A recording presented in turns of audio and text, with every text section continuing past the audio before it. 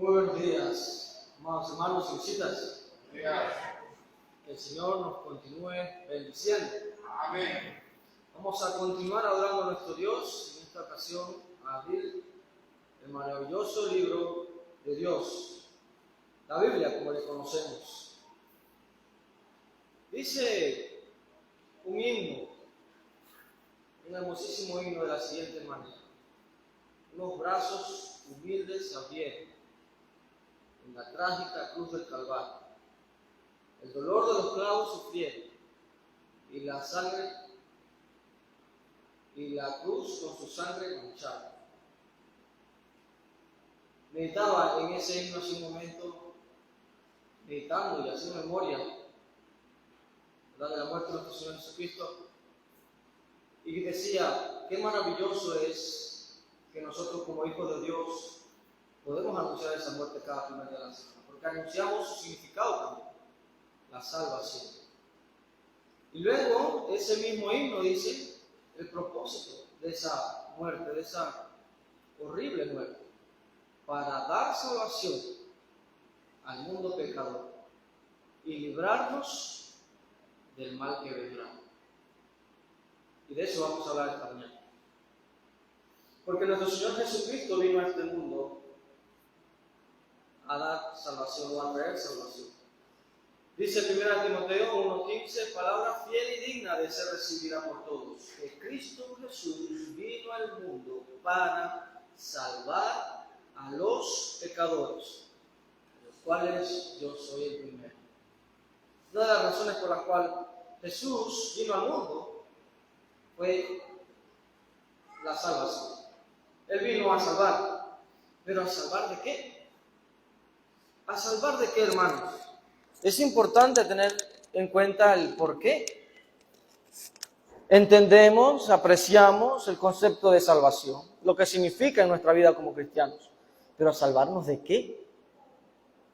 Bueno, hay otro pasaje que nos dice también la respuesta. Por ejemplo, Romanos 2:5 dice, pero por tu dureza y por tu corazón no arrepentido atesoras para ti mismo ira para el día de la ira y de la revelación del justo juicio de Dios. Como bien dice ese corito que mencionaba hace un momento, el Señor vino a dar salvación al mundo pecador y librarnos del mal que vendrá, de la ira venidera. El día en que el justo juicio de Dios dictará, ¿verdad?, condenas eternas para los injustos y galardón eterno para los justos. Obviamente el Señor desea entonces librarnos de la ira venidera, de la condenación eterna o del infierno, como también conocemos. ¿Y cómo será ese día? Meditemos o reflexionemos en ello por un momento. ¿Cómo será aquel día cuando ya todo lo que usted y yo le demos importancia en este mundo no la tendrá? ¿Qué se nos caerán de las manos ese día? ¿Qué dejaremos de hacer ese día? Sobre todas las cosas, ¿en qué condición nos encontrará el Señor? ¿En Él o fuera de Él? Todo se va a poner en balanza en ese día, el día de la ira venidera. ¿Hay que temer a ese día? Por supuesto, hermano. Estamos hablando de la eternidad. No deseamos pasar la eternidad en condenación, sino más bien con el Señor en el cielo. Y esa es la grandiosa noticia que leemos en 1 Tesalonicenses 1:10. Y esperar de los cielos a su Hijo, al cual resucitó de los muertos, a Jesús, quien nos libra de la ira venidera. Los cristianos no viven en temor. Los cristianos viven con el gozo y con la esperanza de que en ese día seremos reunidos con Dios y para estar con Él siempre en los cielos. Por eso el cristiano no vive en temor.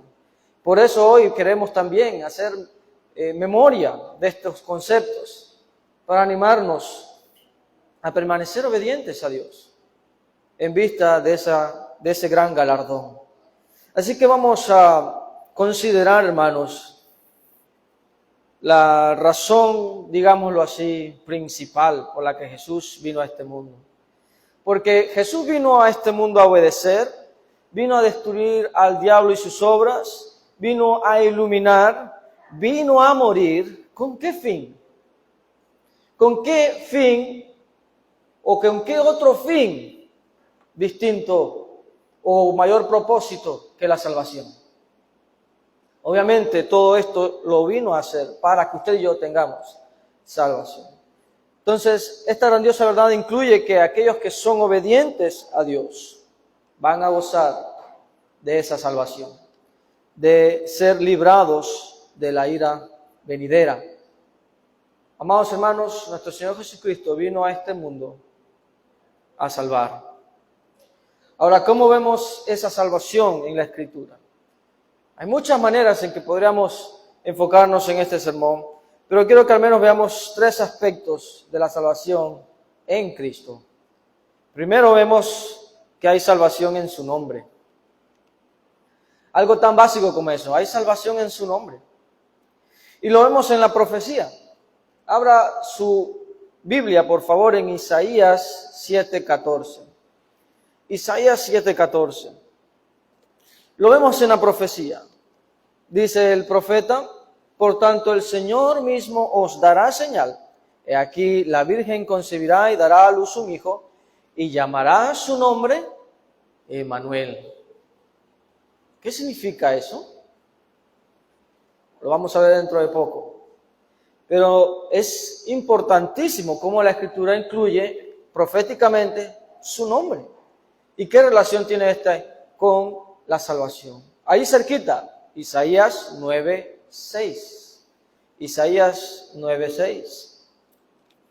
Dice: porque un niño nos es nacido, hijo nos es dado, y el principado sobre su hombro, y se llamará su nombre admirable, consejero, Dios fuerte, Padre eterno, atención, príncipe de paz.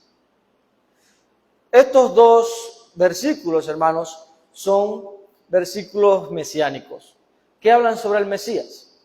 Son profecías que hablan sobre el primer advenimiento de Jesús. Y nos habla de que iba a tener un nombre, Emmanuel, o que se le llamará con ese nombre. Y también se nos habla que se le llamará príncipe de paz. ¿Qué relación tiene esto con la salvación? Pues muchísima, porque también lo vemos con el nacimiento de Jesús. ¿Cómo se cumplen estas 2 profecías? Mateo 1:21, un versículo que conocemos muy bien, vayamos allá. Mateo 1:21. Y dará a luz un hijo, y llamará su nombre Jesús. Jesús. ¿Por qué? Aquí viene la explicación de ese nombre. Porque Él salvará, subraya esa palabra, porque Él salvará a su pueblo de sus pecados. Hermanos, ¿qué significa Emmanuel? Dios con nosotros. ¿Qué significa príncipe de paz? Que Él venía a proveer paz, reconciliación entre Dios y los hombres. ¿Qué significa Jesús? No se lo olvide esto nunca. Si usted no sabe cuál es el nombre, qué significa, el nombre de Jesús, que no se lo olvide nunca ahora. Jesús significa Salvador. Eso significa Jesús. Él es nuestro Salvador. Como también leemos en Hechos 4:12, la importancia de la salvación en su nombre. Dice: y en ninguno otro hay salvación, porque no hay otro nombre bajo el cielo dado a los hombres en quien podamos ser salvos. Hay salvación en su nombre. Y por supuesto que también la hay en su misión, a lo que Él vino a hacer a este mundo. Por ejemplo, vayamos a Lucas 19:10. En sus propias palabras, Jesús dice lo siguiente: porque el Hijo del Hombre vino a buscar y a salvar lo que se había perdido. Lucas 19:10. Jesús no vino a buscar fama, riquezas, no buscó ser popular o aceptado por las personas. Él vino a buscar y a salvar lo que se había perdido.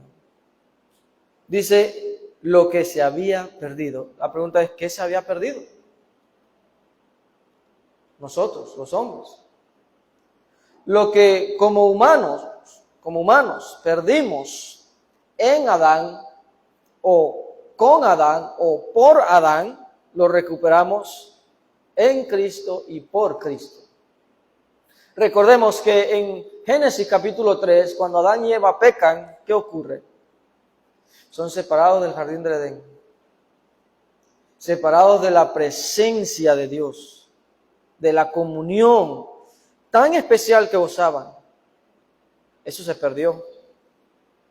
Y es verdad que luego Dios dio varios principios en la era patriarcal para que el hombre tuviera comunión con Dios, y gozaron de comunión con Dios los fieles, sin duda, pero no como en el jardín del Edén. Y luego estableció un pueblo, afirmó un pueblo, le dio una ley nacional a un pueblo. ¿Para qué? Para que tuvieran comunión con Dios. Y tuvieron comunión con Dios los fieles, pero no como la tuvieron en el jardín del Edén. Y luego, buscando que se cumpliera Génesis 3:15 y que se lograra esa comunión, vino Jesús a este mundo. Y hoy la iglesia de Cristo tiene comunión con Dios, con una redención eterna, como veíamos en el sermón anterior. Y tenemos comunión con Dios. Y eso es una gran bendición, pero no la tenemos como la que había en el jardín del Edén. Pero por Cristo y en Cristo, ¿qué va a ocurrir? Vamos a tener acceso a ese árbol de la vida que estaba en el jardín del Edén, y vamos a morar, si somos fieles y perseveramos, con Dios en el cielo por siempre, a restaurar esa comunión maravillosa que gozó Adán y Eva en su momento. Y obviamente que va a ser mucho mejor, muchísimo mejor. Normalmente, ¿qué ocurre cuando se trata de buscar? Nosotros los seres humanos nos damos por vencidos, ya luego de tal vez horas o días o meses de buscar algo que no encontramos. Pero Jesús vino a este mundo a buscar lo que se había perdido y no, hermanos, no se rindió. Logró ya a cabo su misión. Y nosotros cuando consideramos Lucas 15, por ejemplo, y le exhorto, le animo, hermanos, a leer Lucas 15 en casa, usted puede ver el afán, el trabajo, la preocupación, el amor del buen pastor en buscar a esa oveja perdida. Aquella mujer buscando esa moneda, de aquel padre que a lo lejos anticipaba el retorno de su hijo. Vemos ese amor por las almas, y obviamente que lo vemos en Jesús, lo vemos en Dios. Así que vemos salvación en su misión. Jesús vino a buscar a los perdidos. ¿Quiénes son los perdidos? En otra palabra, los pecadores. Y Jesús vino a buscar al pecador. En Romanos 3:10 encontramos respuesta a la pregunta: ¿quiénes son culpables de pecado? ¿Todos? Todos. No hay justo ni aún uno. Aunque, como dice el hermano Irving, hay un justo entre nosotros. Pero es que ese es su nombre, ¿verdad? Ese es su nombre, nuestro hermano justo. Pero hablando de estar en paz de manera absoluta delante de Dios, no hay uno siquiera. Todos somos culpables de pecado. Como veíamos, desde la caída en Edén, todos han pecado y por lo tanto están destituidos de la gloria de Dios. Y aquí es donde entra el sacrificio de Jesús. Pablo reconoce esta verdad en el texto que teníamos al principio. Vayamos allá nuevamente, 1 de Timoteo 1:15. Palabra fiel y digna de ser recibida por todos. Que Cristo Jesús vino al mundo, dice, para salvar a los pecadores, de los cuales yo soy el primero. ¿No le parece interesante? ¿Por qué será que el apóstol Pablo se hace llamar pecador, siendo un apóstol? Y dice, soy el primero. No cualquiera, soy el primero. ¿Será que el apóstol Pablo se la pasaba en el negocio de pecar? Bueno, en términos humanos, como todos nosotros, fallamos. Pero obviamente el apóstol Pablo aquí hace referencia, contextualmente hablando, de su más doloroso pecado, que aunque había sido perdonado, él todavía llevaba las consecuencias en su corazón de ese pecado. Y obviamente, cuando él dice soy el primero, hace referencia al hecho de que él persiguió la iglesia del Señor.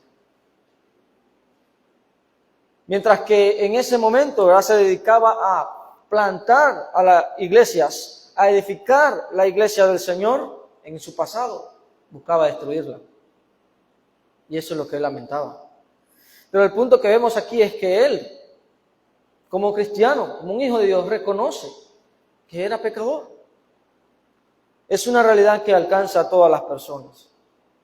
Como dice también el apóstol Juan, primera de Juan 1, 8 al 10, dice, si decimos que no tenemos pecado, nos engañamos, mentimos. Entonces todos necesitamos ser rescatados por el Señor. Ahora, la buena noticia aquí es que Jesús, Lucas 5:32, vamos a ver las buenas noticias, Lucas 5:32. Las buenas noticias son que Jesús vino a salvar.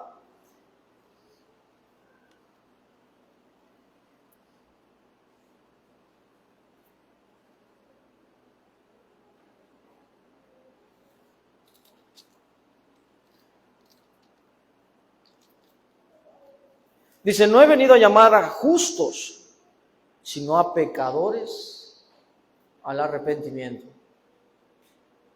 La buena noticia es que el Señor vino a buscar pecadores, a personas que realmente reconocen que necesitan de Dios, a personas que desean hacer la voluntad de Dios. Entonces hay salvación en su misión. Y por último, hermanos, también hay salvación en su iglesia o en Él. Vamos a ver primero que el lugar de salvación es en Cristo.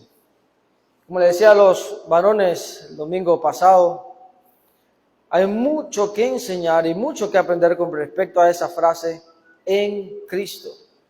Es maravilloso lo que nos enseña la Escritura al respecto. Y vamos a ver Romanos 8:1, por ejemplo. Vayamos allá. Romanos 8:1. La salvación se encuentra en Cristo. Y el apóstol Pablo nos lo confirma en este versículo. Romanos 8:1, ahora pues, ninguna condenación hay para los que están en Cristo Jesús, los que no andan conforme a la carne, sino conforme al Espíritu. Hay salvación a aquellos que están en Cristo. Romanos 8:2, porque la ley del Espíritu de vida en Cristo Jesús me ha librado de la ley del pecado y de la muerte. Aquí se responde cómo es que ocurre esa salvación en Cristo. Cuando las personas obedecen a esa forma de doctrina, como leemos en Romanos 6, son librados de la ley del pecado y de la muerte. ¿Cuál es la ley del pecado y de la muerte? De que todas las personas, como todas las personas pecan, si no reciben justificación, ¿qué merecen? La muerte y luego la condenación. Pero la buena noticia es que el Señor ha provisto solución y lo vemos en Cristo, el lugar de salvación. Entonces, estar en Cristo nos libra de la condenación, del pecado y de su consecuencia. Muerte y luego condenación eterna. Eso merecíamos. Todos nosotros. Antes de obedecer el Evangelio, eso es lo que merecíamos. Pero como decíamos también el sermón pasado, el justo murió por los injustos. Entonces, ¿cómo podemos saber si estamos en Cristo? Esa es la pregunta. Si obedecemos el Evangelio. Así podemos saber si estamos en Cristo. ¿Recuerdan las palabras de nuestro Señor Jesucristo en Marcos 16, 15 y 16? Jesús dijo, id por todo el mundo, predicad el Evangelio a quienes, a toda criatura. El que creyere y fuere bautizado será salvo, mas el que no creyere será condenado. Es tan simple como eso. Sabemos que estamos en Cristo si hemos obedecido el Evangelio, si hemos oído esas palabras, si hemos creído en ese Evangelio, si no hemos arrepentido de nuestros pecados, si hemos confesado a Jesús como el Señor, si nos hemos bautizado para el perdón de pecados. Todos esos pasos que acabo de mencionar los han hecho todas las personas, desde Hechos 2, que han obedecido el Evangelio. Solamente hay un plan de salvación. Y la manera de estar en Cristo es obedeciendo estos mandamientos. Por ejemplo, Gálatas 3:27, Pablo dice, porque todos los que habéis sido bautizados en Cristo, no dicen Juan el Bautista, no dicen Pablo o en Apolos, no. Porque todos los que habéis sido bautizados en Cristo, de Cristo estáis revestidos. Gálatas 3:27. Hay salvación en Cristo obedeciendo el Evangelio. Ahora, ¿será que luego de allí, como hemos mencionado anteriormente, somos salvos y siempre salvos? No. Hay salvación en Él y en su iglesia si perseveramos en su iglesia. Cuando Pedro predicó el Evangelio en aquel Pentecostés, la Escritura dice que los que recibieron su palabra fueron bautizados y se añadieron aquel día como 3,000 personas. ¿Qué hicieron esas 3,000 personas con su vida? ¿Qué Pedro les recomendó? ¿A dónde fueron añadidos? Dice que se añadieron, pero el versículo no dice a dónde. Vamos a buscar respuestas. Hechos 2. En Hechos 2 leemos sobre el nacimiento de la iglesia y también vemos su importancia, su relación con la salvación. Hechos capítulo 2, 41. Así que los que recibieron su palabra fueron bautizados. Muy bien, se pusieron en Cristo. Está perfecto. Y se añadieron aquel día como 3,000 personas. ¿Se añadieron a dónde? ¿A quién? ¿A qué o quién? ¿Y quién las añadió? La respuesta la encontramos en el versículo 47. Hechos 2:47. Alabando a Dios y teniendo favor con todo el pueblo, y el Señor Jesús añadía cada día, ¿a dónde? A la iglesia, los que habían de ser salvos. Pregunta, ¿cómo se le llamaba a aquellos que habían sido añadidos a la iglesia? Se les llama salvos. Notamos la relación de estar en Cristo, en la iglesia y la salvación están entrelazadas. Usted, ni yo, ni nadie puede afirmar, no, es que yo soy salvo en la comodidad de mi casa. Yo tengo una relación con Dios y con Cristo personalmente. No necesito de una iglesia, no necesito de estar todos los días en sus servicios, porque yo tengo salvación. Este pasaje nos enseña lo contrario. Hay salvación cuando estamos en Cristo, en su iglesia. No funciona de otra manera. Notemos quién es el que añade. Es el Señor. El Señor es el que añade. El Señor es el que salva. Pablo confirma esta relación entre estar en Cristo y su iglesia, equivale a salvación, en Efesios 5:23. Pasaje que conocemos también muy bien. Aquí Pablo hace un paralelo, ¿no?, de la relación de Cristo con su iglesia, como la relación en el matrimonio del esposo con su esposa. Efesios 5:23 dice, así como Cristo es cabeza de la iglesia, la cual es su cuerpo, y Él es su Salvador. ¿Recuerdan qué significa la palabra Jesús o el nombre Jesús? Salvador. Hermanos, este versículo nos dice claramente que si hay alguien que se hace llamar cristiano, debe estar en su iglesia.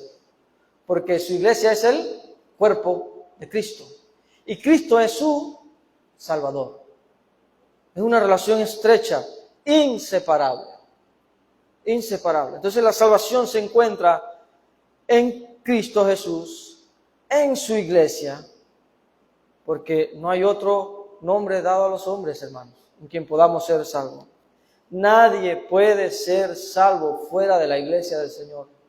Nadie. Nadie. Y un paralelo nos ayuda a entender esto. ¿Quiénes fueron salvos del juicio final en tiempos de Noé?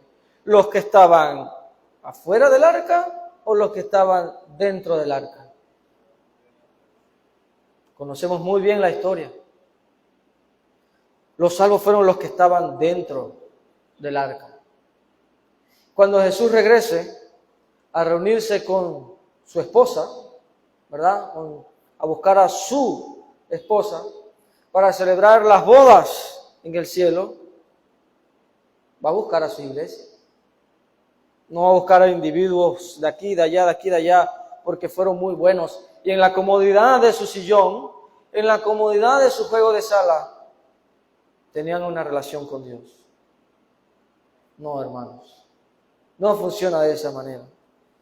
Es maravilloso el plan de Dios y es un plan perfecto. Cuando usted y yo o el hombre busca cambiar o ajustar o editar o actualizar el plan de Dios, pensando de que eso es lo bueno, por conveniencia o por X o Y, no se están haciendo un favor. No se están haciendo un favor. Están más bien jugando a ser Dios. Y esto es lo que pasa en esta sociedad, en nuestra sociedad hoy.